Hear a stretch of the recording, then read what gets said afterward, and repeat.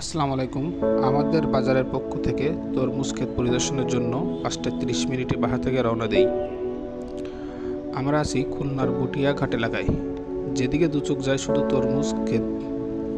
কৃষকদের সাথে আমাদের কথা হলো, এখানে তরমুজ পিস বা কেজিতে বিক্রি হয় না। এখানে বিঘাপতি তরমুজের দাম নির্ধারণ করা হয়। ক্রেতা এবং বিক্রেতা দুজনের সম্মতিতেই দাম নির্ধারণ করা হয়। এভাবে এখানে তরমুজ বেচাকেনা করা হয়। ১ বিঘা তরমুজ বা ১ বিঘা তরমুজ ক্ষেত বা ২ বিঘা তরমুজ ক্ষেত, এরকম ক্ষেত ধরে ডাক দেওয়া হয় এবং ডাকে দাম নির্ধারণ হলে তখনই বেচাকেনা সম্পন্ন হয় এবং যারা ক্ষেতটা ক্রয় করে তারা নিজেদের লোকজন দিয়ে বা ট্রাক বা পিকআপে করে ওটা নিয়ে চলে আসে।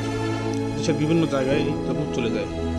এখানকার তরমুজ শুনেছি অনেক সুস্বাদু এবং খেয়েও দেখলাম আসলেই অনেক সুস্বাদু তরমুজ। এখানে তরমুজের বিভিন্ন সাইজের আছে, ছোট বড় বা মাঝারি বিভিন্ন সাইজের আছে, একই ক্ষেতে আছে। সব মিলেই তরমুজ ডাক করা হয়।